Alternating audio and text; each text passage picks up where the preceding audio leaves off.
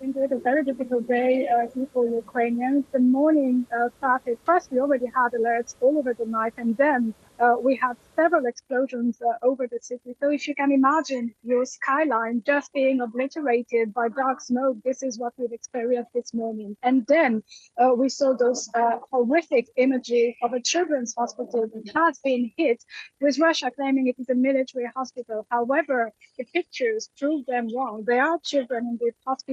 There is rubble there, and there are people looking into that rubble, looking for possible victims there. There's even civilians who came to help. They've been asked to bring water. They've been asked to bring some food for people being rescued. The situation is dramatic here.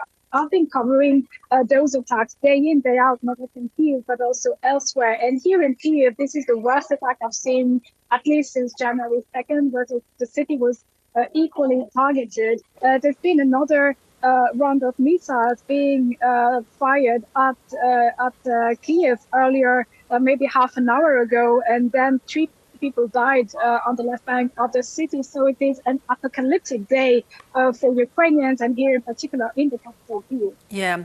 Emmanuelle, I understand that, in fact, people can still be heard underneath the rubble.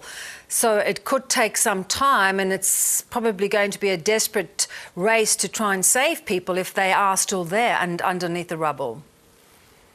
Absolutely. There is an edge in the city because we know of 10 people dead, over 30 injured. But of course, there's all that rubble to search through, and the fear that there are victims, many more victims. And this is why I was saying that even civilians came to give a hand to first rescuers with their fear that there might be other coming attacks. We are under threat of another impending missile attack. You can hear sirens behind me. This is an awful day for Ukraine, really. Yeah. As you pointed out, this is one of the worst attacks that you've seen in this long, protracted war. Do you get a sense that Russia is now upping the ante? Well, we've seen those attacks every few weeks. It happens against the capital. Every day it happens on frontline city, and often it is linked to a big event. We have the NATO summit coming in Washington, and there's always, some kind of demonstration by Moscow that it is powerful enough to launch such attacks. I would link it to the NATO summit, to a show of power. But of course, here the immediate worry organized by the Ukraine, which are condemned every day. Emmanuelle, the Ukraine Defence Minister has come out this morning saying that this points to their repeated request for air defence support. Ukraine has received so much support, but this is one area where they are still holding back the Allied supporters.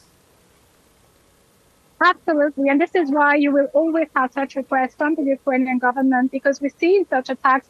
I can tell you from living those attacks from the inside, you will have many explosions which are clearly the sound of air defense. So we know we have air defense, and it is, in 90% of the cases, very efficient. But you always have this error margin that allows one Russian missile out of maybe 10, maybe out of 40, that will hit its target. And this morning, this is a children's hospital that has been hit.